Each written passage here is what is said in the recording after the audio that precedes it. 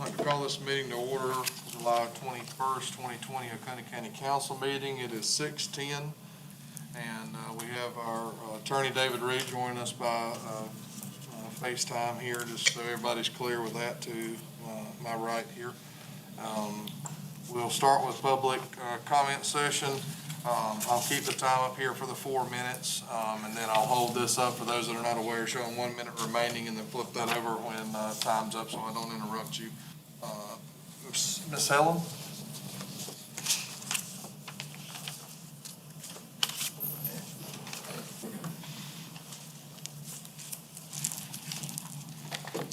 Good evening. My name is Helen Roseman Saunders, and I'm here representing Blue Ridge Community Center in Seneca. We are located at 315 Holland Avenue, and it's formerly what used to be Cole Elementary. It was the Oconee Academy. It was, back in the day when I was there, it was Blue Ridge High School. When I came back, I taught there, and then it became Seneca Junior High. But the Blue Ridge Community Center is a 5013C organization whose mission is to serve as a catalyst to provide educational, sports, and development programs and activities for the community's residents while enhancing their ability to make informed life decisions and become citizens to be included as an integral part of the community. And we are in the midst of the Opportunity Zone, Mill Hill, and we feel that we are located in the right place at the right time, and we should be an integral part of that Opportunity Zone. I know there have been some meetings. Some of us was not aware, but anyway, we want to start now, letting you know that we want to be a part of the discussion, because we feel that with that school, who in a few weeks is going to be the whole block is going to belong to Blue Ridge Community Center, that we will be able to serve the community. We have several things going on now. So I wanted you to know that we are very interested in being at the table. Because I know if you're not at the table, you get left out. So I just wanted to come and say we, and the chairperson of our committee is Curtis White, who's out of town because of sickness, Willie Washington, Cecilia McCurda, Martha Wright, Willie Jenkins, I serve as secretary. So I come before to say, please include us in all conversation that's going forward about the Opportunity Zone dealing with the Mill Hill. And while I'm there, I wanted to encourage you, leaving that, he hadn't held up, as I look at your planning meeting, your planning committees, and we're talking about diversity, I encourage you to get people on these committees with different perspective. I looked at it and I see my former students from Seneca High that I had, but I don't see many people that look like me on your committees, your county commissions. And I am just encouraging you, the time is right to make a difference. When you have everybody coming from one perspective, you have no reason to look out and look at things differently. But when you have people on your commissions and your committee from different diverse population, you get a new outlook on things. So 2020 is a different year. So I'm just encouraging you, and I feel other people in this room will agree, that we need to be getting diverse. I looked at your application online, but let's be true. Each one of you represent a different area in Oconee. You need to know some diverse people in your district that you can say, hey, we need you. We need your thoughts. We need you to come on board. Because people don't always step up to the plate. But if you ask, they will. Thank you. Mr. Barnett?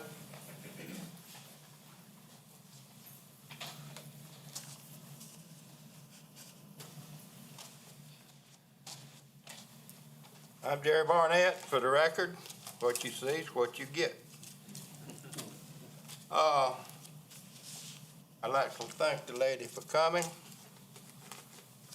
and suggesting that people from diverse populations be involved. And I encourage all of you, get involved, stay involved. These people are supposed to work for you. Do not be intimidated. There's been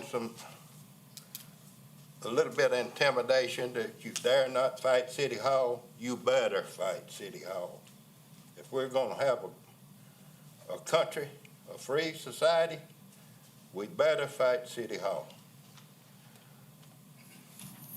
All right, little praise where praise is due. That Utica community, one disaster after another piled on them, and look how they came together and helped each other. Simply because the government got out of the way. You don't have the answers. Chances are you're a roadblock when you try to interfere in that community. But you had people helping people, churches helping people, feeding volunteers. It encouraged me. Now, that's what this great country is supposed to be about. And at that time when the tornado hit, we had the virus problems. We had two people in the right place at the right time. That was our administrator and our sheriff. They're largely responsible for bringing people together to work together and help each other, because they didn't have a political agenda, a personal, petty personal agenda. Some of this cronyism and personal agenda has got to stop. Your intrusion into personal and private lives and private property of the people of Oconee County has got to stop.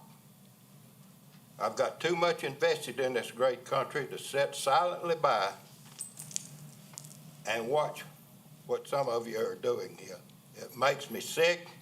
It makes me want to go home and take a bath and turn my flag upside down. Now, if you don't know what that signifies, look it up. Thank you. Mickey Haney.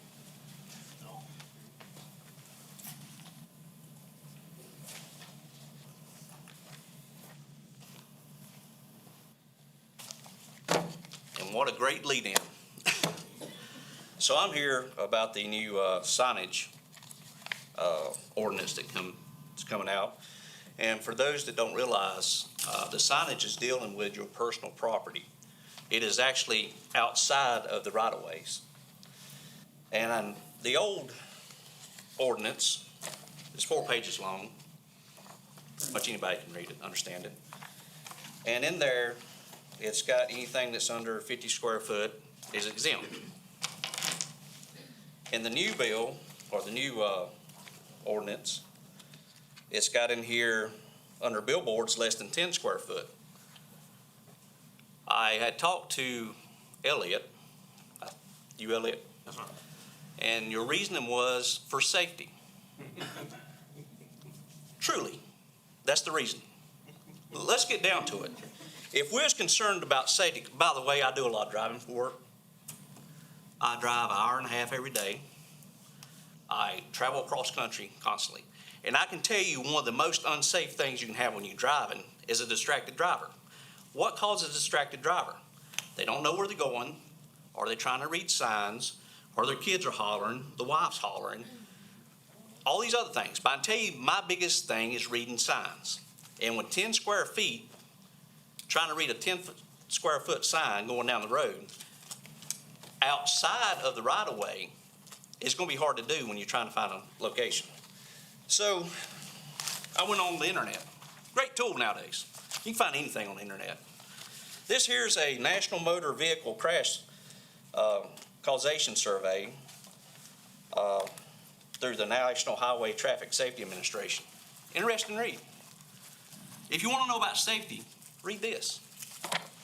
Here's another one from the University of Alabama, talking about billboards, talking about driver's visual behavior, a systematic review. Interesting read. Billboards are not a safety issue. The size of billboards are. In this case, size doesn't matter.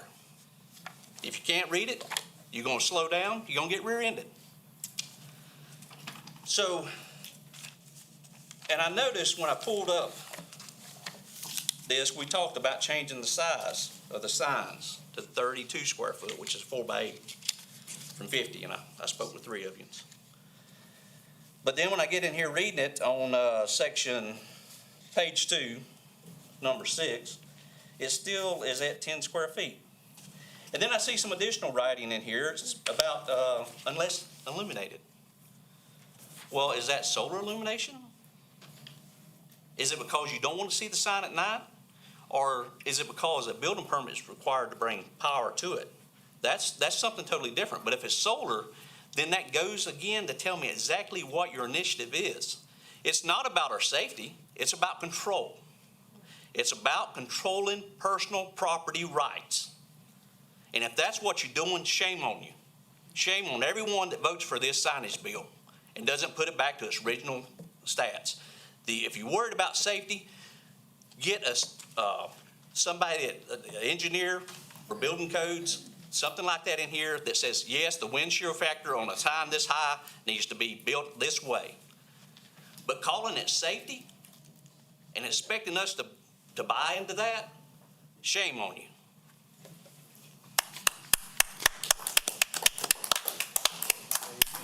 Can you state your name for the record? Mickey Haney. Thank you.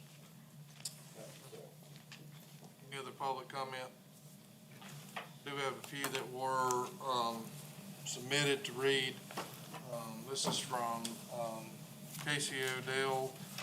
I'd like to submit a public comment to be read at the next council meeting on July 21st. I'd like to see Oconee County pass a mandatory mask requirement, as well as I would like to see our county pass an ordinance restricting indoor dining and restrictions on any indoor events.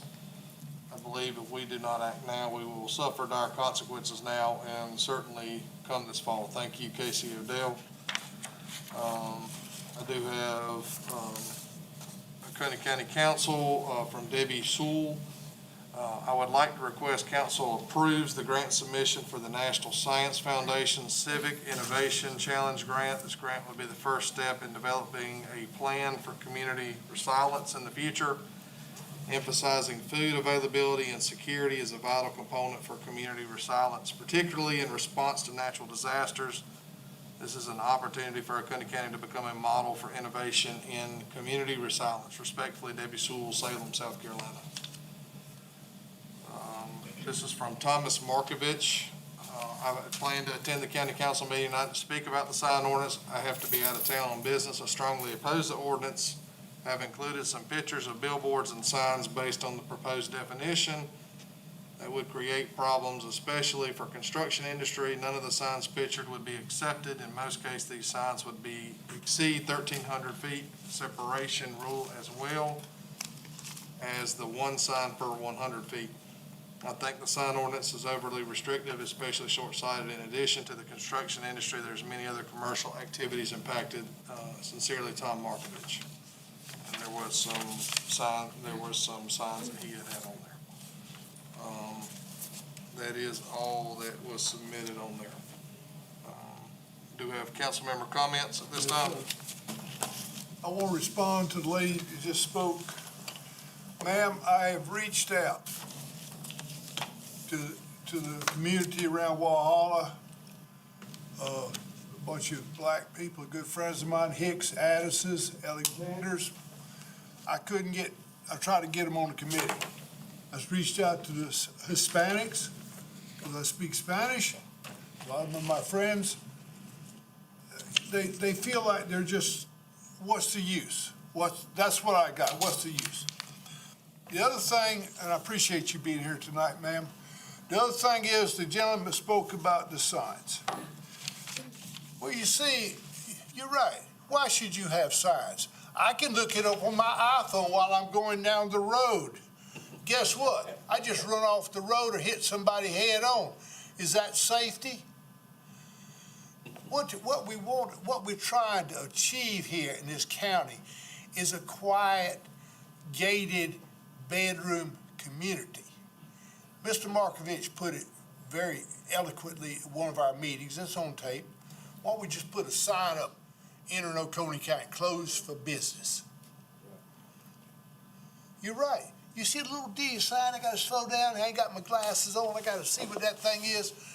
And everybody now, I'll just look it up on my iPhone while I hold it in front of my face while I run into the back of the cement truck. Thank you.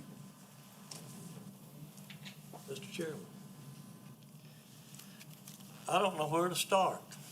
After this gentleman here, I have this little thing for Mr. Elliott about safety, and I got it off the internet. Google is a wonderful thing. The U.S. Department of Transportation Federal Highway Administration has released a landmark study declaring that digital billboards do not pose a safety risk to passing motorists. Numerous traffic studies and analysis performed in the last couple of decades have come to this similar conclusion. A digital billboard is the one that has motion on it, like a TV. And it's worse than a stationary billboard, so if it is okay, the rest of them are okay. And since everybody's picking on Mr. Elliott, I want to thank him, because I asked a question the other night when we were talking about this, June the 6th, and I asked what type of other liberal agendas will they be, and what will these liberal policies ask you to give up, what freedom will they ask you to give up next? I didn't get those words out of my mouth good until Mr. Elliott said that I should recuse myself because I owned a billboard. So if he'd have gone to the ethics little handout and went to section 813, page 100, and went to item 11A, it's economic developments, the benefits. $50 or more you shouldn't be taking. Then it goes by this definition on 11B. This definition does not prohibit a public official, a public member, or a public employee from participating in, voting on, or influencing or attempting to influence any official decisions if the only economic or reasonable foreseeable benefit may be accrued to public officials, public members, and public employees. And incidental public members and public employees as the members of a professional occupation or a large class to no greater extent than the economic interest or potential benefits that could reasonably be foreseen to accrue to all other members of the profession, occupation, or large class.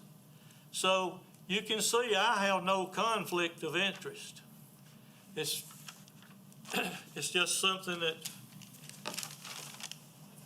was assumed, I reckon, because it purely states that I am a member of billboard owners, that I can participate or vote on anything pertaining to a billboard, as long as I do not get any more gain than any other person that's on that same class of billboard owners. That's all I have. Any other council member comments? Moment of silence.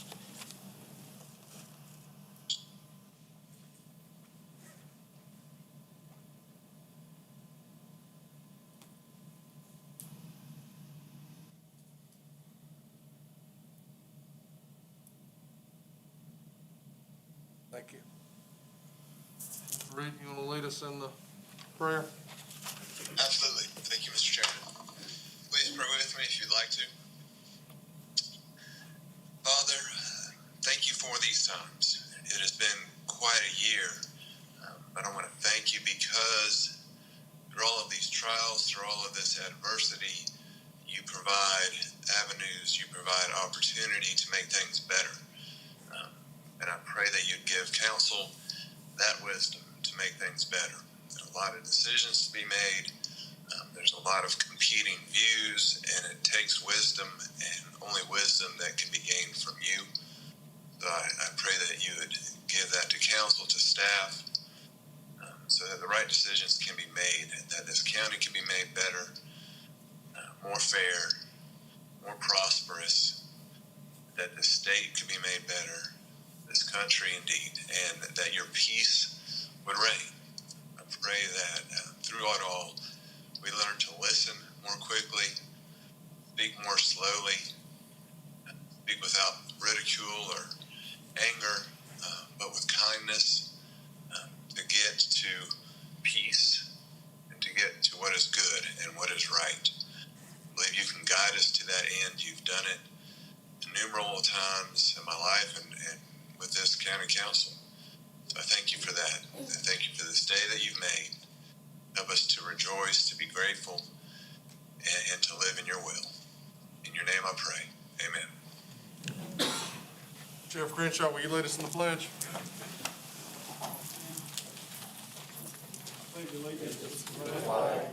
United States of America, to the republic for which it stands, one nation, under God, indivisible, with liberty and justice for all. Sir. Need approval of minutes for June 16th, 2020, regular meeting minutes. Make a motion. Second.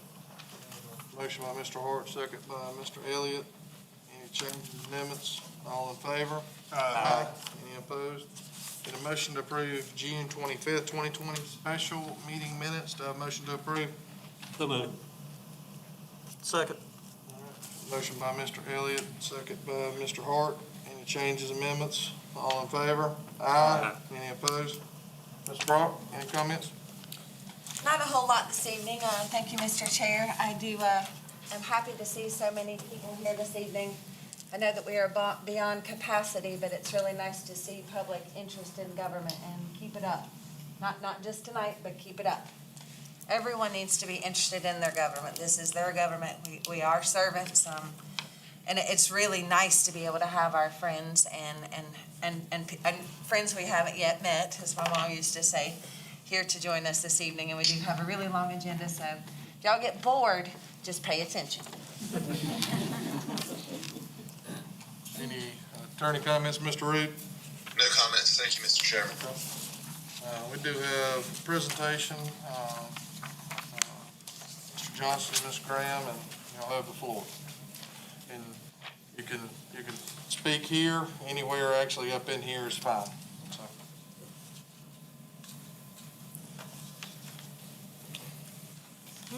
Thank you. Good evening, County Council.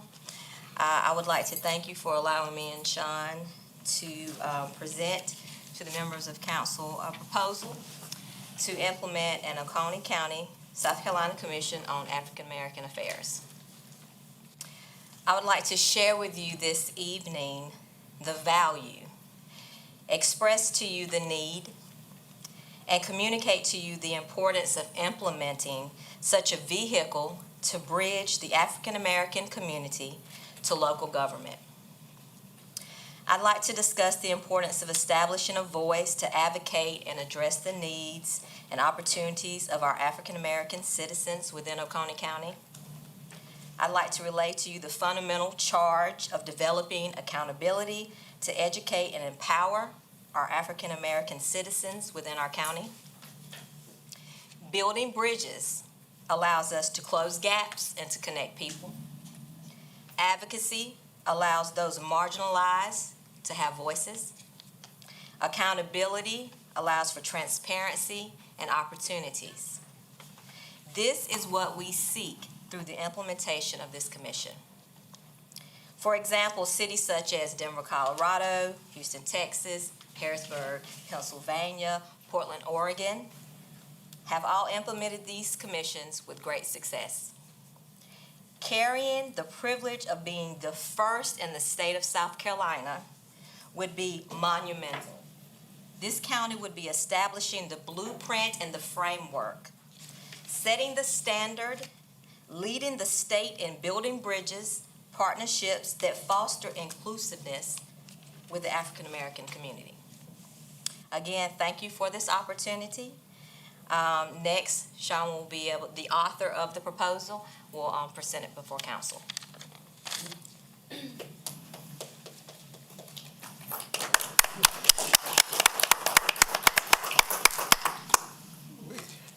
Good evening, council. This is definitely not my normal gig, so to speak, for those that know me. I've been attending county council meetings, city council meetings for at least the past 2 or 3 years, trying to educate myself on the process of governance. So for me to be in this role today to talk about this proposal that I had produced back in the early part of this year, something that's been in my heart for a long time, especially in light of what's been going on this year, not just with COVID, but with the loss of Brother George Floyd, Breonna Taylor, and so many others in our community. And even still to this day, there's still African Americans who are losing their lives at the hands of brutality and so forth, and that can never be tolerated. I believe all of the council members has a copy, front and back, I believe, of this proposal. I wanted to just take an opportunity just to kind of, because I know a lot of people in the audience have not seen this, they're not aware of this, so I just want to get a chance to read off some of the information as in the proposal so everybody in this audience can hear, okay? So, with this proposal to create an Oconee County, South Carolina Commission on African American Affairs.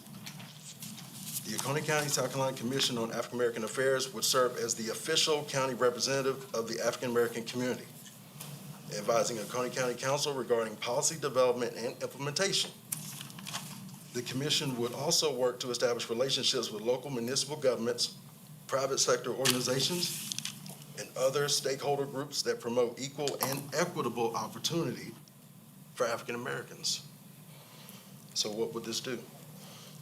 The role of this Commission on African American Affairs would be to examine and define issues pertaining to the rights and needs of African Americans in Oconee County and make recommendations to Oconee County Council for changes in county programs and laws and ordinances.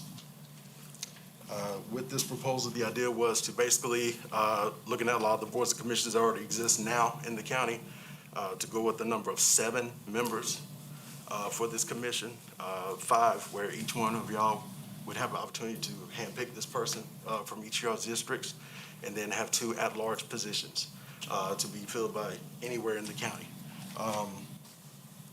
We would like for all of them to be African American because we want all of our voices to be recognized and to be respected and to be able to provide that contribution in support of what y'all do in order to make things better, not just for our community of African Americans, but also make the community of Oconee County as a whole to be in good standing as well. The commission would have the following powers and duties. 1, we would look to examine and define issues pertaining to the rights and needs of African Americans and make recommendations to the Oconee County Council for changes in programs and laws. Number 2, we would advise Oconee County Council on the development and implementation of policies, plans, and programs that relate to the special needs of African Americans. Number 3, we would be acting in concert with the Oconee County Council. We would want to advise y'all on issues of concern to the African American community in Oconee County. And number 4, we want to establish relationships, once again, with local municipal governments, private sector organizations, and other, stakeholder groups that promote equal opportunity, equitable opportunity, and benefits for African Americans. So the reason why I went through to create this proposal was for, because I've been thinking about this for the past few days leading up to this day. And there was 3 reasons that stood out to me why this was produced in the first place. Number 1, I saw that there was a lack of representation of African Americans in Oconee County governments and other areas of Oconee County. for the past 2 or 3 years attending meetings and such, a lot of times I will see that there's a severe lack of African-American representation on municipal levels as well as county, as we can see here today. When you think about all the 5 municipalities with Salem, West Union, Westminster, Walhalla, Seneca, as well as county, there's only 2 African-Americans that are serving on any type of level of governance as far as city and or county council. 2, that's it. So when there are issues going on in our community and we don't have people that don't look like us, that did not come from our culture, it makes it hard for us to want to come up to y'all. Now see, Julian, I don't have no problem talking to y'all, letting y'all know how I feel about what needs to be done. But there's a lot of my people in my community are very distrusting because of the history of racism and racial supremacy. And so any issues that we're dealing with, it makes it very hard for us to want to just discuss this with our leadership because we feel like y'all not going to fight for us, that y'all not going to put our best foot forward for our communities. So, and plus a lot of times going to these meetings over the past 2 or 3 years, I would see that lots of times I'll be the only African-American in the audience attending these meetings. So that really began to put a weight on me because I'm figuring out what's going on at the county level, at the municipal level with a lot of these cities, and I'm trying to take this information back to my community, letting them know, hey, this is what's going on. This is what they're not telling you, that you have a right to know. So this is why I wanted to produce this proposal. Number 2, I wanted to see that there was a way to create a pipeline for developing future potential African-American leaders in Oconee County. I wanted to use this commission as a way to develop the future talent in terms of African-American leadership in this county. In light of everything that's been going on over the past few months, we've been able to meet with several folks in the African-American community and helping to educate them on the process of governance and what it's all about. And so one of the things that I've learned from those in my community is this: a lot of them want to get involved more, but they don't know anything about governance. And that can be very intimidating. They don't have, if we think about it, like, because one of my good friends, Billy Buchanan, we graduated together, West Up, right? And I remember senior year, you are lucky if you get what, 1 semester of government and 1 of econ. That's it. That's it. Very limited in understanding government. And if you don't have parents that understands that system of governance and how everything's laid out, even to understand the Constitution of this country, then you're really navigating without a light. So that was very limiting for me because there was stuff that I just didn't know about if you want to say how the game works or how the sausage is made. I just didn't understand it. So it took me some time to figure it out myself. But there's a lot more people in my community, and even outside the African-American community, like Latinx, the white community, doesn't matter. A lot of us just don't know what we don't know. And if we don't read into these things, if we don't come to meetings like this, if we don't read these agendas, if we don't talk to our leadership to find out what's going on, then that means that they will be put in a position to where things could be done on your behalf that you didn't ask for.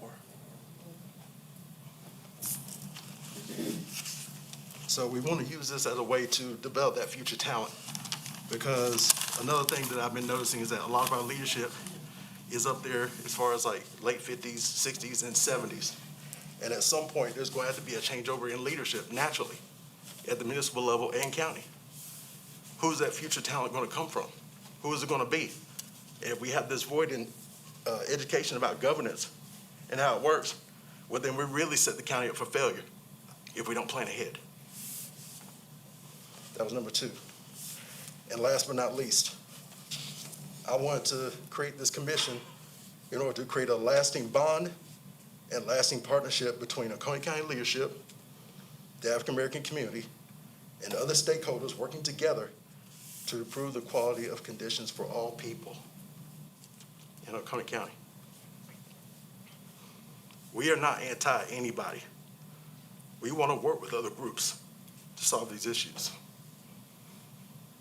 I figured that this is a way to make this happen. So if I seem a little emotional right now, it's because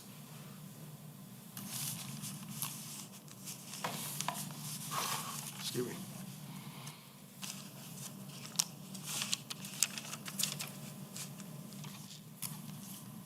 This really means a lot to me. For this to get passed, for this to move forward. I would tell you that being an African-American male, it's a struggle. It's a struggle. Every day you're wondering if you're gonna make it back home alive. The constant weight every day being a black man in America. The opportunities I've had to go through. I mean, even with the job I have now, thank the ancestors for my job. But I've had a long period of time where I bounced from job to job, hoping somebody give me an opportunity. And then to see other folks in my community struggling, worse than me, and not being able to do much about it. People making such sacrifices to try to survive, especially in this current time. And I feel every single bit of it. So this is why I take this very personally. I put my heart out on the line for this. I want to see this get pushed through. I want to see this become a new commission in Oconee County. I got a lot of people here who come because of this. I made sure I took a day off from work to come here for this, because it's that important for me to show up and put my face to this. So I want to thank everybody that come in here for this. All the love that's in this room. Because they want to see this happen. They want to see history made with this commission.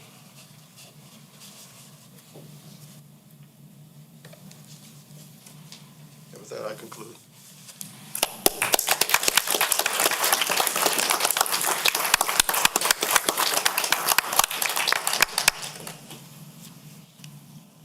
Thank y'all for presenting. So what will happen is we'll, any kind of commission has to go through, and we have to, have formal discussion as we move forward. 3 readings, public hearing, ordinance anytime we do any kind of formal commission.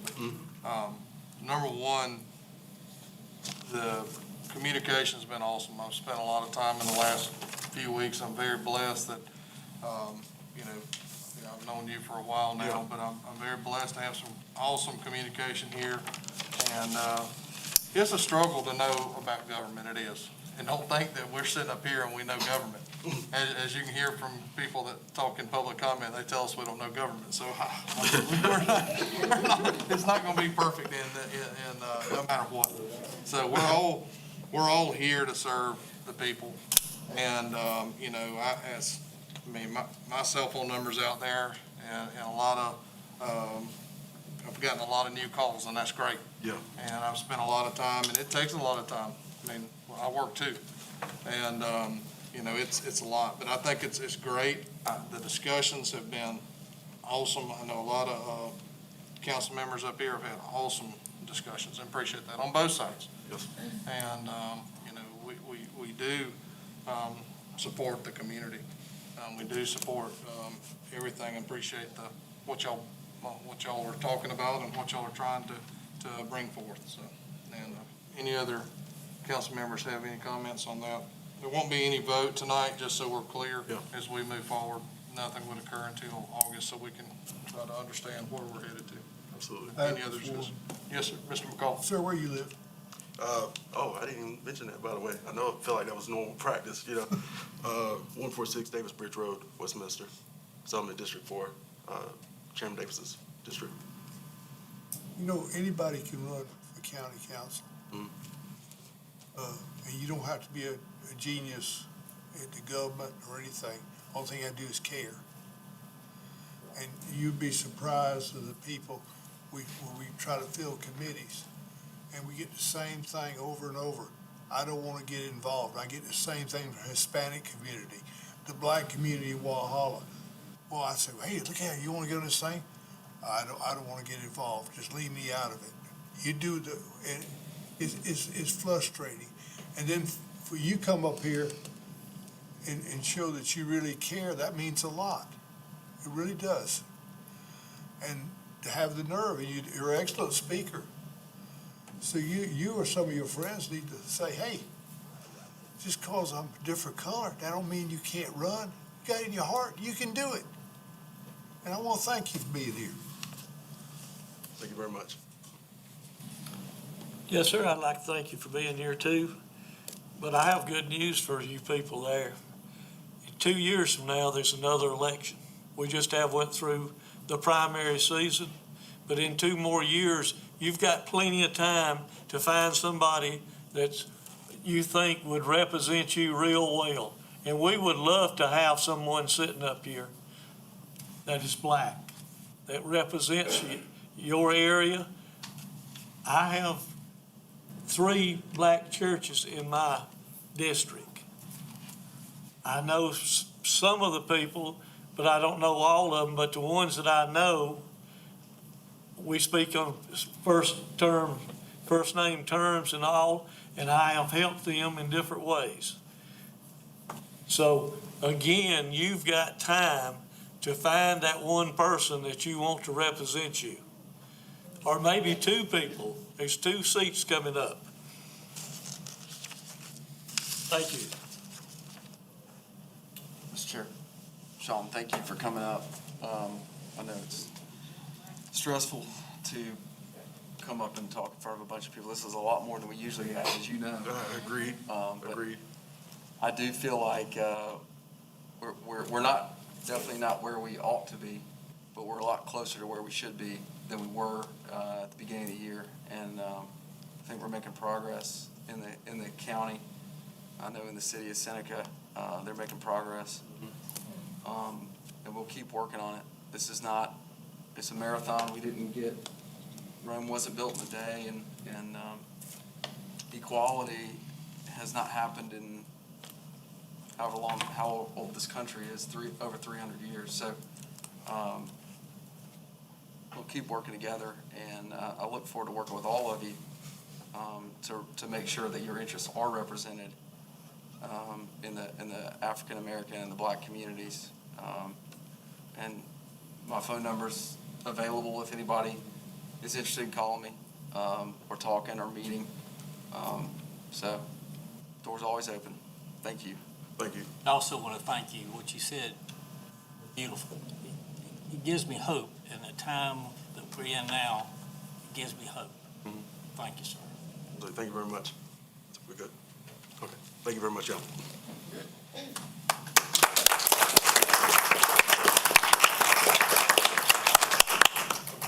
We have no public hearings, no 3rd readings. We have 2nd reading, ordinance 2020-09, ordinance amending sign control ordinance of Oconee County. Do I have a motion to approve? So moved. Second. We have a motion and a second. Mr. Chair, Discussion? Yes, sir. I have some proposed amendments that I would like to bring forth. And definitely appreciate the comments we've received with regard to this proposed ordinance. My goal in trying to bring forth something to limit new billboard construction in Oconee County was just that. I think they damage the aesthetic beauty of this area. And if we allow billboards to continue to be constructed as we traditionally understand them to be, they ain't coming back down. They're only going to continue to proliferate, and you know, I appreciate you doing the research on the safety concerns.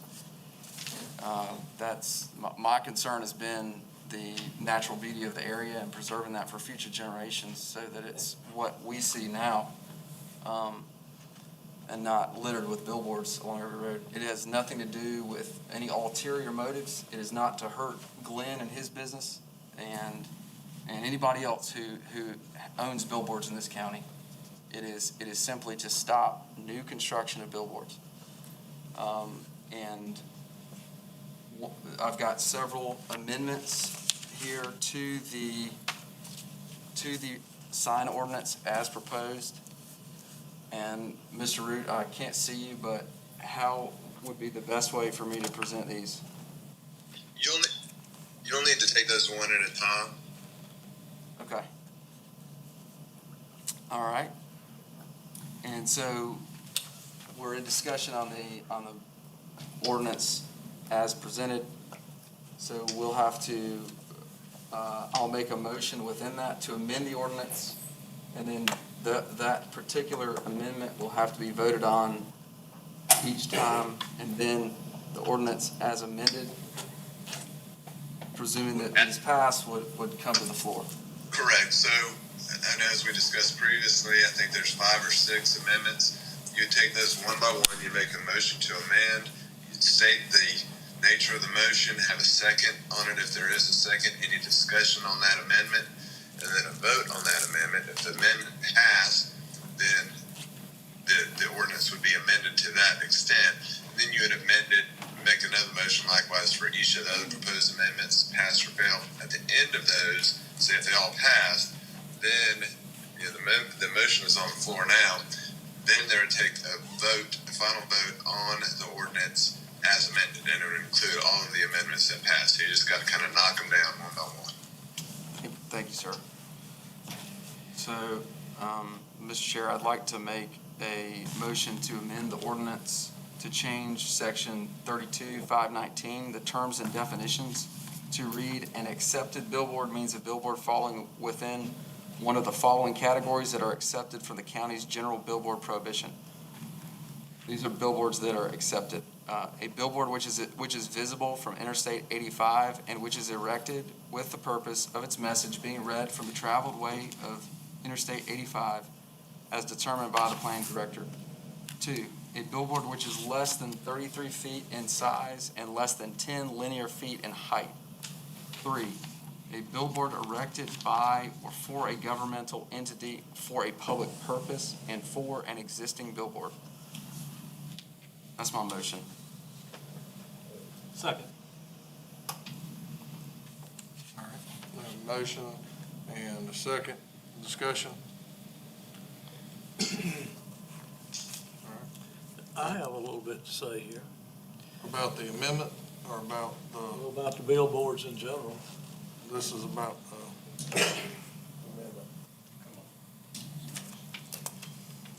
Go ahead. because then we'll come. That's, if you want No, to. no, go ahead. Give me time to get my brain wound up. Okay. We have a amendment on the floor. We got a motion and a second. Any other discussion? All in favor? Aye. Any opposed? Mr. Chair, I have another amendment, second amendment, to change section 32-519 terms and definitions to read with regard to sign. Sign means any sign structure or combination of sign structure and message in the form of an outdoor sign, display, device, figure, painting, drawing, message, plaque, poster, advertising structure, advertisement, logo, symbol, or other form which is designated, intended, or used to advertise or inform in relation to the premises on which it is located, any part of the message or informative contents of which is visible from the main traveled way. The term does not include official traffic control signs, official markers, or specific information panels erected, caused to be erected, or approved by the State Department of Transportation. Signs erected by or for a governmental entity for a public purpose are also excluded from operation of this article. That's my motion to change section 32-519. Second. Have that amendment. Any discussion? All in favor? Aye. Any opposed? Mr. Chair, I have the third amendment to change section 32-519, terms and definitions, to read with regard to sign area. Sign area means the entire face of a sign or billboard, including the advertising surface and any framing, trim, or molding, but not including the supporting structure. For non-rectangular signs or billboards, the sign area shall be equal to that of the smallest rectangle that encompasses all features of that sign or billboard. For stacked signs or billboards, the sign area shall be that of the smallest rectangle that encompasses all signs or billboards in the stack. That's my motion. Second. Motion and a second. Discussion. All in favor? Aye. Any opposed? Mr. Chair, I have a fourth amendment to change section 32-520-5 billboards to read, stacked billboards are permitted subject to the sign area calculation in section 32-519. That's my motion. Second.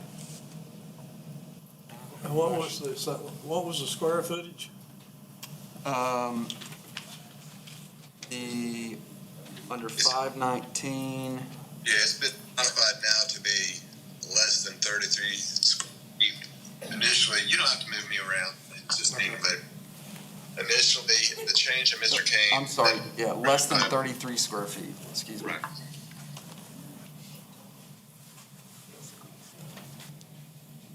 Which is an off-premise sign. It's not for on-premise, not to advertise an on-premise business, but for an off-premise business. Motion and a second. Any other discussion? All in favor? Aye. Any opposed? Okay, Mr. Chair, I have a fifth amendment. Should change section 32-520-6 billboards to read, billboards less than 33 square feet in size are exempt from permitting unless illuminated or exceeding 7 feet in height, and/or until the aggregate size of billboards is less than 33 square feet in size, exceeds 33 square feet on a given lot. This exemption applies to internal directional or wayfinding signage. Question. Second. I got a motion and a second. Discussion. The question was, you said 7 feet, and you had something a while ago that was 10 feet off the ground. Which one is it? So the accepted billboard would be a billboard which is less than 33 square feet in size and less than 10 linear feet in height. This would exempt billboards from permitting unless they are illuminated or exceed 7 feet in height. And if I could, Mr. Chairman, Yes. just at this point, and to Mr. Hart's, I think, question, this formally read after first reading, billboards less than 10 square feet in size. So Mr. Kane's motion doesn't change the 7 feet height criteria. It just changes and it expands the total square footage that's exempt from permitting from 10 up to less than 33. Another question. How far apart do these 33-foot or square feet signs have to be?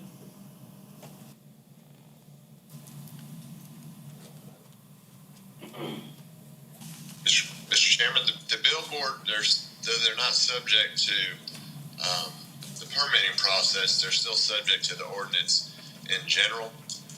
So you still have the 1,300 square foot criteria for permitting, but if this passes, they're both going to be not only exempt from permitting, but accepted from the ordinance, under the change in the definition. So 1,300 square foot, if this passes, wouldn't apply to billboards of the standard 4x8 size, I guess is what Mr. King was looking to expand the definition to. Mr. Root, you're talking about 1,300 linear feet separating the billboards, right? Not Correct. in square footage. No, correct. Separating the billboards. So that wouldn't apply. Correct. Well, I've got an announcement. I've got 1,900 feet on Route 11, 3/4 of a mile off of I-85. If you've got a plywood sheet and you'd like to put a sign on it, come down there and dig you a hole and put it up.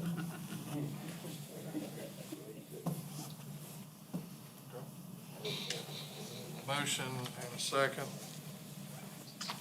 Any other discussion? All in favor? Aye. Opposed? Mr. Chair, I have one final amendment to the sign ordinance as proposed, the sixth amendment. To change section 32-521-14, signs exempt from permitting. Signs less than 33 square feet in size are exempt from permitting unless illuminated or exceeding 7 feet in height, and/or until the aggregate size of signage under 33 square feet on a lot totals the permitted size of a single sign as established herein. This exemption applies to internal directional or wayfinding signage. Second.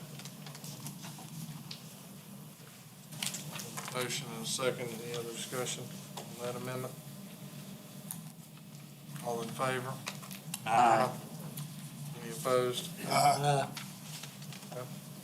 So we have the ordinance 2020-09 as amended on the floor. Discussion on that, Yes, Mr. McCall, I'm sorry. looks like we spent about 10 minutes worrying about this, about signs. Everybody gonna hold a little cell phone, iPhone up, I ain't got one, while you run into the back of somebody's truck, a car, run somebody off the road and kill them. Sign would be better, you look at the sign, well, that's where I'm going. We wasted all this time. Mr. McMahon gave a presentation on my committee about poison heroin, fentanyl, showing up everywhere. The sheriff tells us about the SWAT team's bulletproof vests are running out. We kind of lost focus, and we spent all this detailed information on worrying about billboards when your children are being poisoned with fentanyl drugs. We got a SWAT team that needs bulletproof vests. We got a fire department that Scott air packs are running out, and we've lost complete focus here. And we've been into great detail, section so-and-so, detail so-and-so about the sign. What are we doing? We ought to be worried about what the sheriff wants. We ought to be worried about our kids and your kids and the drugs. Amen. What are we doing here? And I know somebody's going to come after I get through talking. They'll be saying, well, you stupid backwoods swamp bunny, you don't know what you're talking about. Well, that's probably true. I ain't from around here. I'm down the swamp. But still, we got to focus on what we serve all the people. We don't serve the special interest of the gated community. We don't serve the special interest of the people that've got fine houses. We serve the poor people that are living in a trailer trying to make ends meet. We ought to be worried about them. What can we do to help them? We need to worry about the black community. We ought to be reaching out. Why isn't one of y'all up here? I've tried in Walhalla. I didn't do too good. But yet, we worried about great details on the signs. I don't understand it. Maybe I'm too dumb to understand it. Maybe I ought to go back to the swamp where I come from. I know a lot of people like to see that. Of course, they ain't friends of mine, no way. Thank you. Yes, sir. Mr. Chair? Mr. Kane decided that he is doing this for the environment. And with your latest boycott of the Journal, Mr. Kane's action here is going to force more advertisement to the Journal, because it does not help anybody but people in advertisement. If you cut out one source, or if I could cut out somebody that is a competitor of mine, that's going to make more business turn my way. And that's exactly what's going on here today. They can call it beautification, environmental, but it's not. It's a political payback, like I said a month ago. And, again, that'd be up to y'all to see how the vote goes and who are the darlings of advertisement. Thank you. Mr. Chair, what Mr. Hart said is not true. I do believe that this county is beautiful, and I do believe that we need to preserve its beauty, and I do not believe that our children dying from heroin and meth and whatever else. I think we can limit billboards, and we can also protect our kids from drugs. That's a false dichotomy. It has nothing to do with the sign ordinance. We have a responsibility to protect our community. Tourism, whether we like to admit it or not, is an economic engine in our county. And the sooner we turn it into a place for billboards to be built every 1,300 feet on Highway 11, that is when we lose the natural beauty of this area, and it won't come back. And I agree 100% with what Mr. McCall said about protecting our communities, taking care of our law enforcement, taking care of our firefighters. Absolutely. Has nothing to do with the sign ordinance. It's a distraction. And what you said, Mr. Hart, that's absolutely false. My sole concern with this sign ordinance is to limit the construction of new billboards. That's it. Bottom line. I know, Mr. Chair, I wasn't going to tell this, but now that you forced me into it. Back when Project Omega was going on, you called me and asked me to come in an hour early to talk with you about Project Omega. When I come in, when we got down to business, your words was, Mr. Hart, what would it take to get you to vote to buy Jerry Edwards' building? At that time, the little pea brain I got went in gear, and it was going, is he fixing to bribe me? No. What is he going to bribe me with? That is false. Who is he an agent for? Is he an agent for himself, Julian Davis, Jerry Edwards, or am I being set up? So, just to let you know, I contacted Sled and told him about it. So that's what I wanted to let you know. Thank you. That is false. My fault.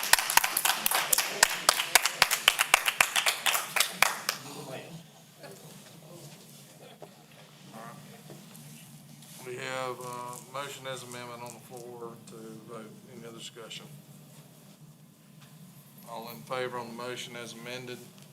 Aye. Aye. Any opposed? Second reading, ordinance 2020-10, ordinance amending the enforcement and penalty provisions of the litter control ordinance of Oconee County, South Carolina. Do I have a motion to approve? So moved. Second. Motion second. Any discussion? All in favor? Aye. Any opposed? Okay. We have no first readings, no first and final on any resolutions. Discussion regarding action items, Sandvik weir and consignment parts for the rock quarry. Staff's recommendation that 1, approve the award for Sandvik weir and consignment parts as needed to Screen Tech LLC of Rock Hill, South Carolina, and the estimated amount of $200,000 for fiscal year 2020, 2021. And 2, to allow the administrator to approve future year purchases from Screen Tech LLC as long as they are still the authorized dealer, distributor for Sandvik parts, service, and sales, and the amounts do not exceed amounts budgeted and approved by council, future years for repair parts. Motion to approve. I move. Second. Motion and a second. Any discussion? Yes, sir. Yes, sir, Mr. McCall. This thing is supposed to be still under warranty. Mr. McCall, if I may, or Mr. Chairman, if I may address Mr. McCall's, these are not warranty parts that would be replacements, sir. These would be for typical wear and tear. Just like with an automobile, you would put new tires on it, new belts on it here and there. These are not warranty parts. These are for future maintenance. And this is a strange way we do it. It's the same way we do it when we purchase the vehicle tires through vehicle maintenance and our automobile batteries through vehicle maintenance. We technically don't buy them. They're on consignment for us. But say we need to get a belt driver or a mobile grinding unit part. Instead of us having to order that part, they keep those in.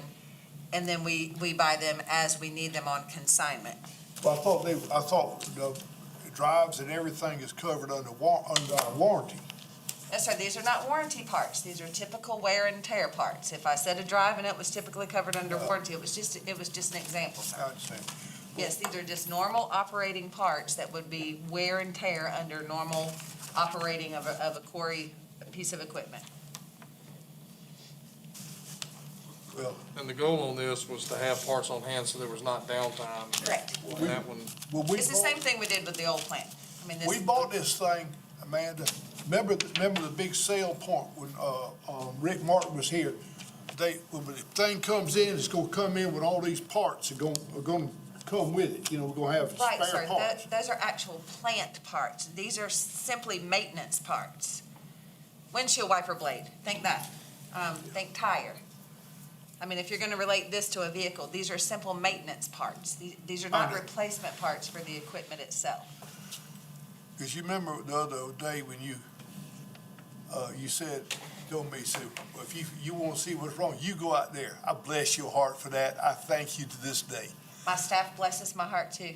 I'm not sure it's in the same way, but I feel like I'm getting a lot of bless your hearts these days. Yeah, and, remember me and Mr. Rick went out there and they were saying they were waiting on screens and, this the same screens that, McNichols carries in Charlotte, and they were gonna order from overseas and things like, that's what upsets me about that Well, the plan. thing is though, anything we can purchase from Sandvik, as long as there is a warranty on it, we have to order the parts that the warranties say that they cover. I mean, you can buy this pen right here and write on your piece of paper with it, but if your warranty doesn't cover your book with you writing with this pen, you really shouldn't buy this pen. You should order this pen that's covered under your warranty. Well, the good thing is, bless her heart, Pam McCall backed me up on everything I said when she retired. I loved it. I promise you, there's a lot of bless your hearts going around these days. Well, she did a good job. I didn't have to say too much. She has. And since we're on this, I do want to say Billy is here. I thank Billy Buchanan for coming, and that Mickey Kerr and Pam McCall both retired last Friday with a cumulative 100 years of knowledge between the last 3 of our staff members who retired. So What was so good is I go to say something, and she said, yeah, that's true. You buy those screens there.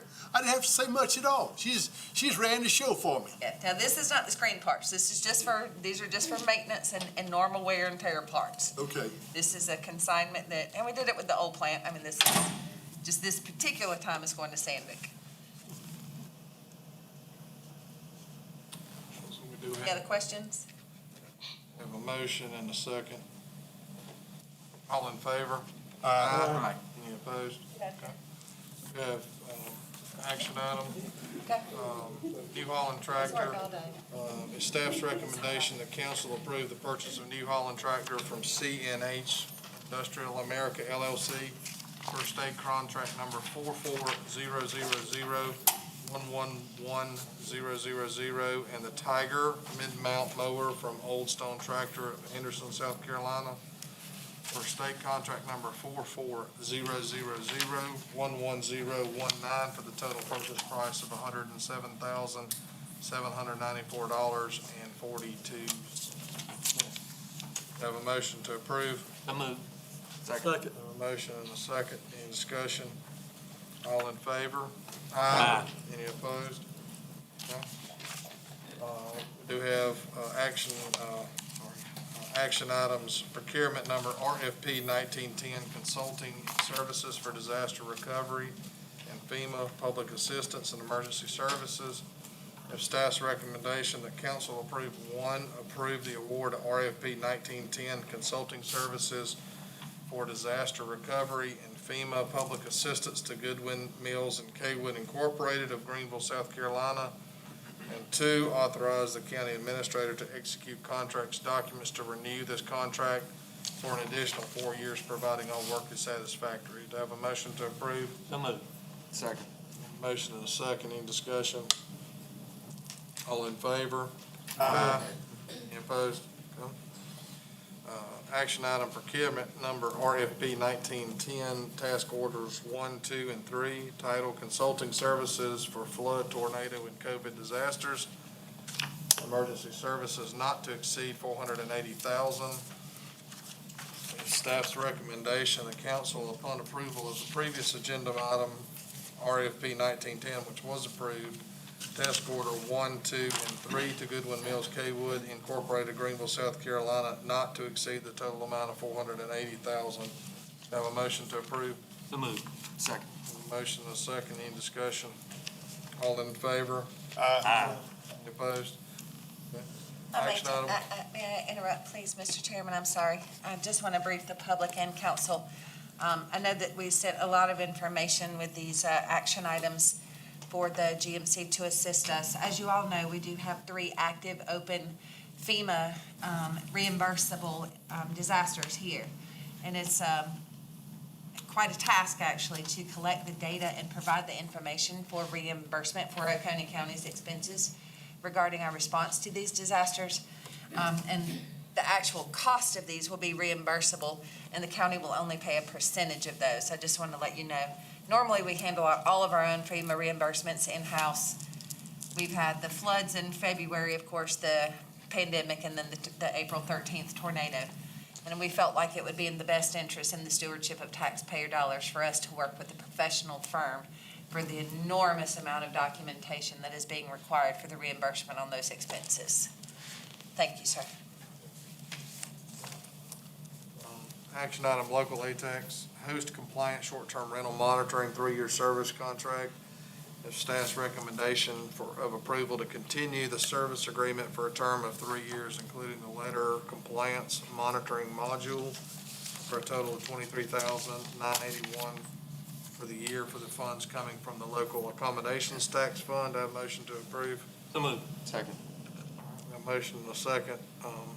And in discussion with this has actually been a great program that has actually allowed us to collect the ATAX money that the county is owed for that, and that has in tune assisted from the citizen standpoint for what we are able to do on the tourism. So that has been a great program when that first started. So any other discussion? All in favor? Aye. Any opposed? Okay. We have a discussion regarding impact fees. Mr. Elliott, are you leading? Yeah, Okay. Chairman, this was, we put this on the agenda several months ago because of the apartment explosion down around Clemson University. And the strain it's putting on our fire departments, our sheriff's office, and other emergency services. And so I'd like to make a motion to direct the Planning Commission to conduct certain studies and recommend an impact fee ordinance developed in accordance with the requirements of the South Carolina Development Impact Fee Act by the end of this calendar year. I'll second your motion. Mr. Chairman, I'm sorry. Yes, sir. We'll need to have a resolution. It's just part of the statute, the state statute. Y'all will do a resolution, and then that resolution will have specific instructions to the Planning Commission. Mr. Elliott absolutely has the right order of proceedings. We'll just need to do a resolution. So the motion could be to direct me to draft the resolution along the lines as he stated, directing the Planning Commission to do the studies necessary to bring, to form the ordinance for the impact fees. So if we could rephrase it that way, we'll be in compliance with the state statute. Okay, I rephrase it as you said. I'll second your rephrase. We've got that right. For clarity, the motion is to form a resolution for the impact fees. So, okay. Have a motion, a second, any discussion? Yeah, what Mr. Elliott says is true. we got these developers coming here. Oh, it's for the college students. And then we get stuck with the extra fire, police. Fires last year, we'll see fires in the parking lot, drunken fights, and it all falls back on everybody in this room to pay for a certain group. And the developer, he's done haul freight. He left, he got his money, he gone. So Mr. Elliott is 100% correct. We need to say, who's gonna pay for the extra deputy sheriff? And with the sheriff, he runs a 24-hour business, so one deputy means 5 deputies to cover that whole thing. Who's gonna pay for the extra fire ladder trucks for this thing they built and haul freight on? So Mr. Elliott, he's 100% right. Any other discussion? All in favor? Aye. Any opposed? No? Thank you, Mr. Chairman. Sorry to interrupt, Mr. Elliott, and I'll have that resolution for our August meeting, and we can do some of the background work in the interim so there won't be any lag time once we jump off from there. Discuss farm center operations for specifically SC Heritage Fair in light of COVID-19 pandemic. Ms. Brock? Yes, sir. Mr. Gibson, you still here? You still awake if you're still here? Mr. Gibson is here. The Carolina Foothills Heritage Fair, as you all know, has their annual fair held at the Farm Center location on Sandifer Boulevard annually. Due to the inability for anyone to see into the future, their fair, I think, is September 22nd, I believe, was scheduled for this year. And the lease agreement that we have with the Farm Center and the Heritage Fair states that they must conduct an annual fair unless council approves them not to. And of course, we have told them that we felt like council would not have any problem in extending this courtesy to them during the COVID-19, as every uncertainty is still facing us. They have every intention, of resuming the fair in the 21 year. You need a motion, Need a ma'am? motion to I do. forgive? Make the motion. Okay. Thank you. Second. All right, got a motion and a second. Any discussion? All in favor? Aye. Any opposed? Okay. Thank you so much. Discuss legal advertising, public notice requirements. Mr. Root? All right, messing with my phone. Can you hear me all right? Yes. Thank you, Mr. Chairman. Yeah, this is a follow-up on the addendum to the budget that was voted on during second reading on the 11th of June, directed to do some research to see if it was possible for the county to do its legal ads for public notices in a newspaper apart from the Journal. As I then, in the essence of the motion was to move any kind of advertising away from the Upstate Journal and related papers unless the county was legally required to keep it with the Journal. The issue that I had at that point was we have to, for just like hearings for tonight, our meetings for all zoning hearings, BZA hearings, planning commission hearings, each ordinance, there's a number of times when we have to give the public notice of events. And we have to do that in a newspaper of general circulation in the county. That's the statutory language that you'll find 20 times within South Carolina Code of Laws. So, because we don't have a number of newspapers, we're not a large metropolitan area, I had a concern that there would be another applicant from the Journal. The Greenville News, so we did some research on circulation. The Greenville News has approximately 1,000 paper circulation within the county. It's spread fairly evenly around the county. The Journal circulation is roughly 10 times that.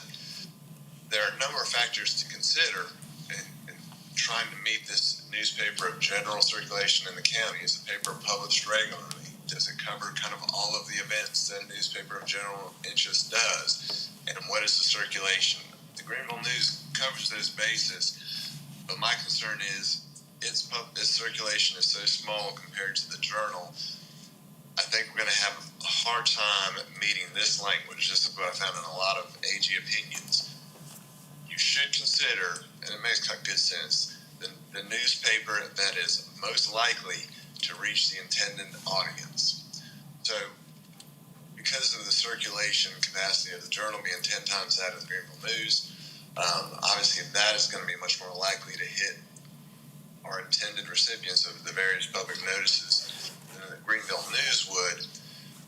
And the outcome, if we don't do this right, would be ordinances passed with a public notice that was run in a newspaper that's not of general circulation in the county would be void.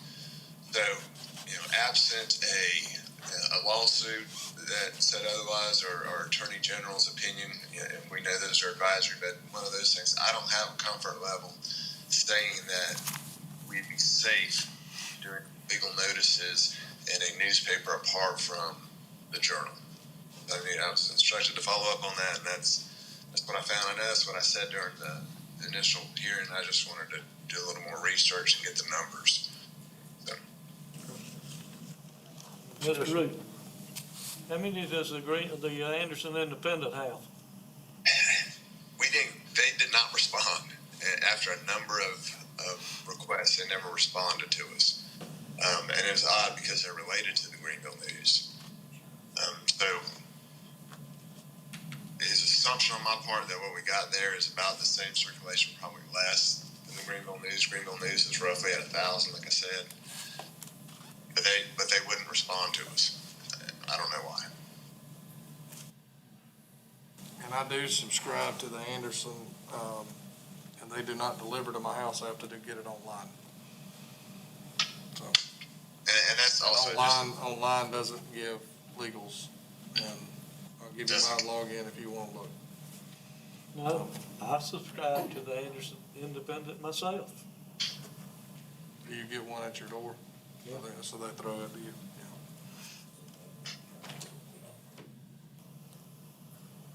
Any other discussion on that? Have anything? I do not. Thank you, Nope. Mr. Chairman. All right. Thank you. Thank you, Mr. Root. Council, the approval for the grant submission for the Civic Innovation Challenge, CIVIC, in partnership with Clemson University. Again, there was a public comment that was read for approval of this.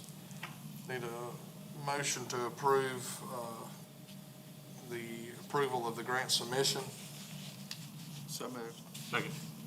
We have a motion and a second. Any discussion? All in favor? Aye.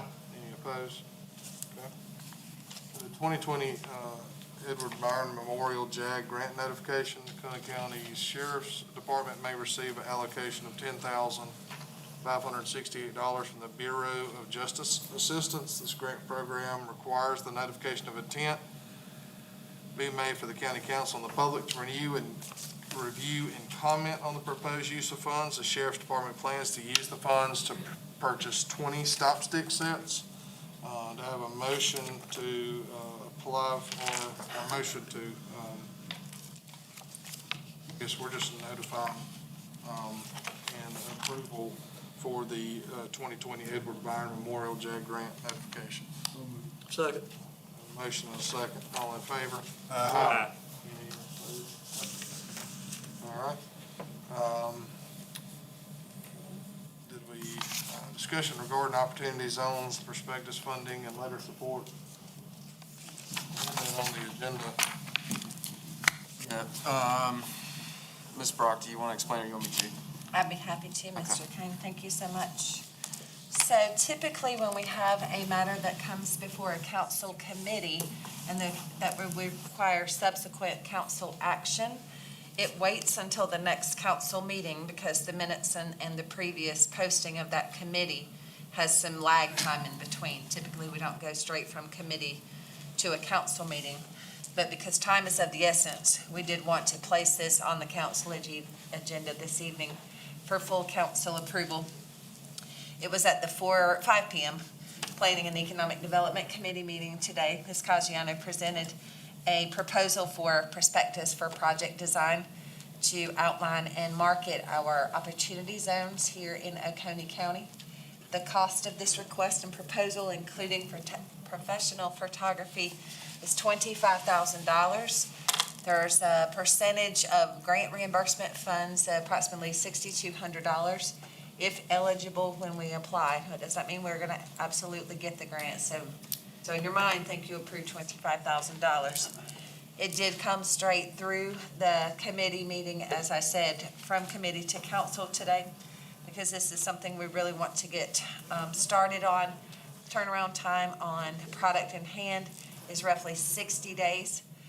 This funding is covered through the Economic Development Fund, where there's ample funds in there to cover the $25,000 requested.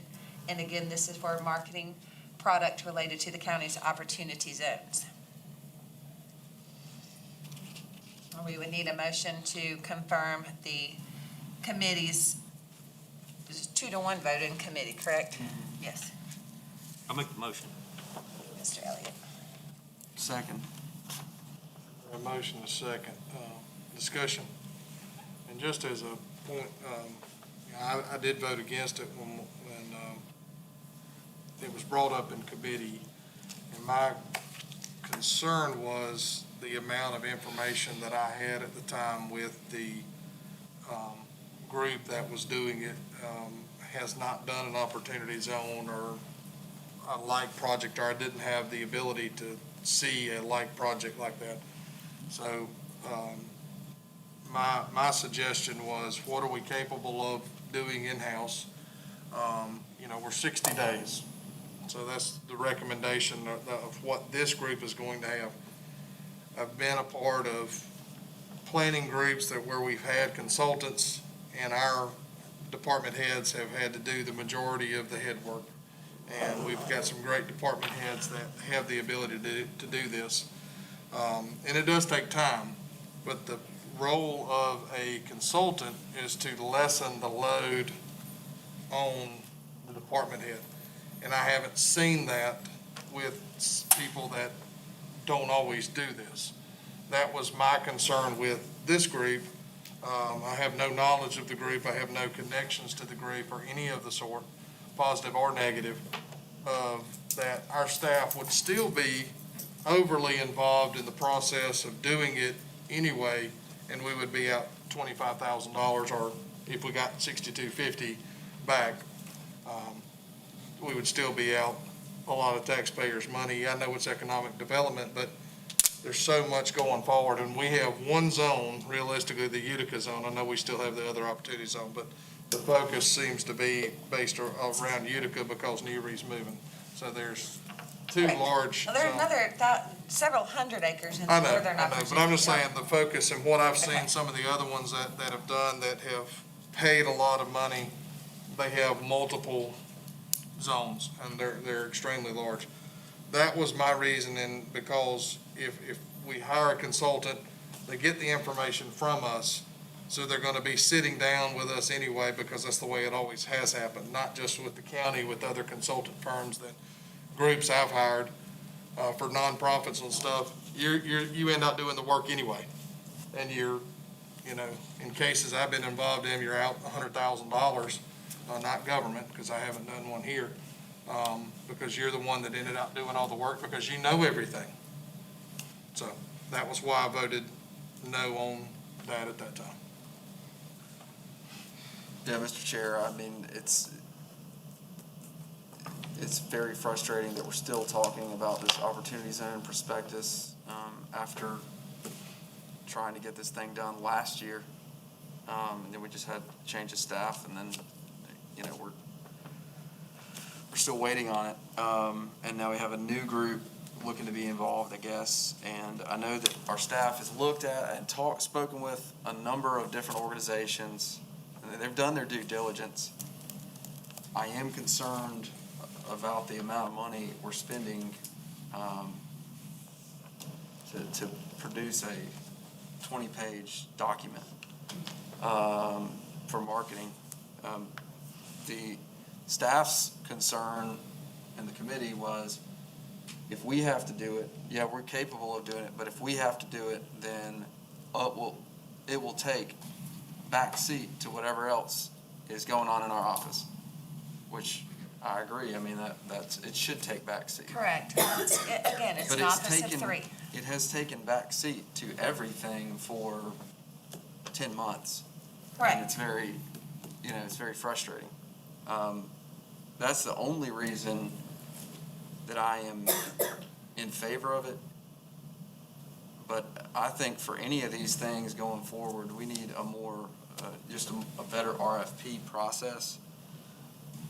And I would just encourage our staff to follow through that. I know it's not a huge amount of money, but it's still $25,000 to produce a prospectus that, maybe we could have done in-house or, And I have full faith in our staff. Yeah. I mean, it has absolutely nothing to do with that. It's just a formal direction. I've spent, I think I said 4, and I was looking at my last calendar. It was 5 meetings that I've been to, and opportunity zone meetings from, the furthest one I went to was in, I think it was Florence. But, during that time, I feel like I could build one. So I'm not volunteering myself, but I'm just saying though. If you're a little bit less than there's 25,000, we can talk after the meeting. Yeah, I just make my 5 cents an hour, and the council member go a little further. But I just want us to, focus on it. I'm gonna vote, if it comes up to vote, and we've got a motion and a second, I'm gonna vote no on it strictly from a standpoint of, it has nothing to do with staff. Our staff is great. But I just feel like it's another $25,000 for a consultant that, at the end of the day, we're gonna do the work anyway. And we already have all the information. I mean, I've seen so many statistics that we have through economic development. We all know what we need, what we want, and we just went through an entire comprehensive plan, meeting after meeting after meeting, and spent, because of what we're required to do by state. So all of this stuff is in there, and the knowledge to what we knew is in there. The comprehensive plan, though, sir, is a document I for know, I guide know. council and policy. I mean, what we're I know. talking about here is a marketing product, which despite how good and great we are, again, I don't know that we have the time and the focus. I mean, if it's taken 11 months, it has taken 11 months, and certainly not that there has been no time. But I think it's the commitment that we're getting in a deliverable. I can promise you that our staff will work on it all day, every day. But if an economic prospect walks in the door, or an existing industry, such as, the time and energy I've spent assisting a local industry here that was terribly impacted by a natural disaster, and heaven knows we do not need any more disasters. But I think it's the commitment of having a deliverable in hand, a product that we have in our hand. We know that they've got a timeline, we can hold someone accountable. The Economic Alliance office, again, is an office of 3, stretched pretty thinly these days, in my opinion. And I just feel like, and I realize that it's $25,000, and I know that we have the talent to do it. My fear is that we run so thin that we create a thin product if we don't have a focus and a commitment on this. That's my fear. Any other discussion? Mr. Chair, this is another case of, a blatant case of what I just got through saying. Lost focus. Only $25,000. The man back there in the blue jacket needs SWAT vest. And we can't seem to find the money. The fire chief. Mr. McCall, no one said that there was no money for the SWAT No, vest. I'm saying we're wasted. This is a clear-cut case of wasted money. That's all this is. We're forgetting our core primary function of government. But We wouldn't be able to take the money, well, I guess council could through 3 readings and a public hearing from the Economic Development Fund for that purpose. But that millage would also have to be approved by the auditor and other elected official as well. well, I'm It just doesn't saying, mean we can't have both, sir. I'm just saying we don't need this. We don't need this study. If we would like to market our opportunity zones in the way that our Planning and Economic Development Committee Chair and most of our council members previously, by unanimous votes, 5-0, have indicated, then this is what the council has directed us to do.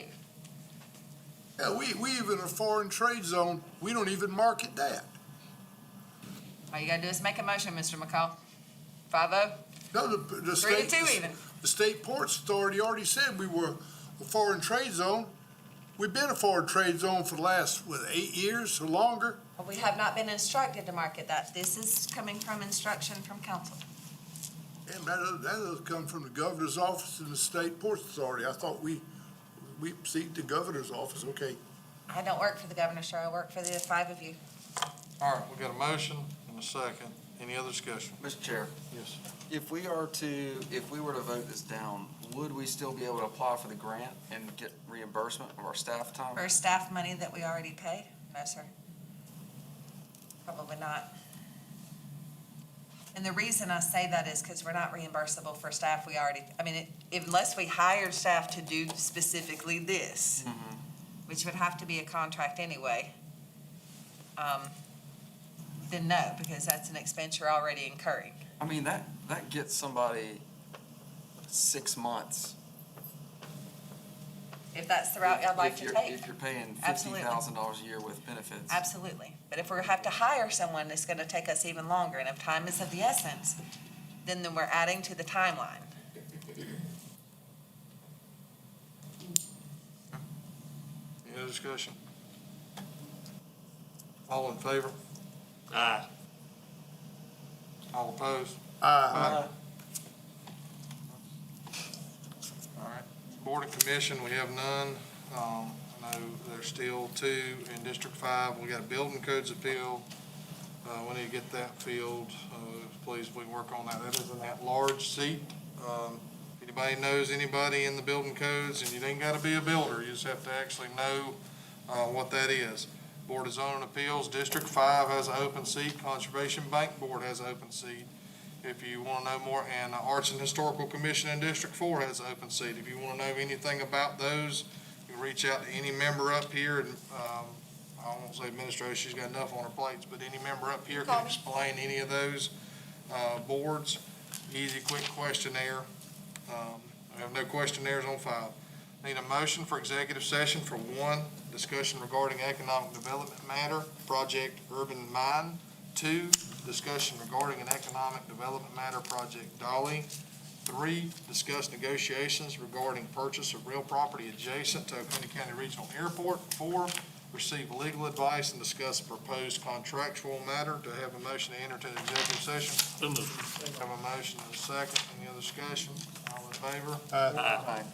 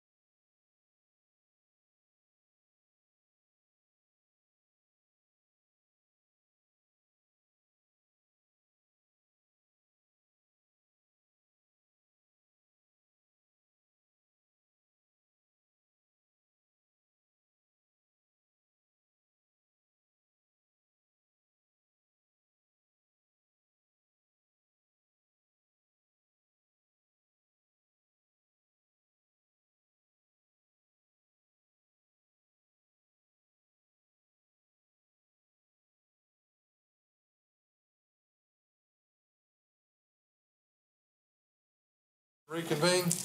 Make a motion. Second. All in favor?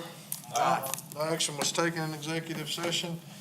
We do have a motion coming out of executive session. Mr. Root?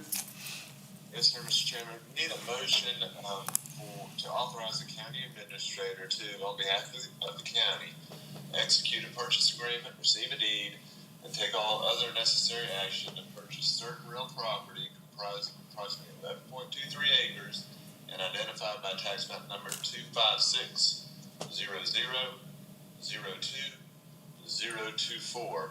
This property is being purchased for the purpose of future airport terminal expansion with an apron and hangar development. And the purchase price shall not exceed $150,000. This probably reminds everybody of the exact same motion that was done in June. This is that same property. The only thing is, we are not exactly sure on the grant reimbursement from the FAA, and that was included as a contingency when y'all approved it last time. Still believe that the grant funding is going to be in there, but we're not sure. We don't have it in writing at this point in time, so we need approval of the purchase, whether or not there's grant funding. So moved. Second. All right, we have a motion and a second. Any discussion? All in favor? Aye. Any opposed? All right. We have a motion to adjourn. Make a motion to adjourn.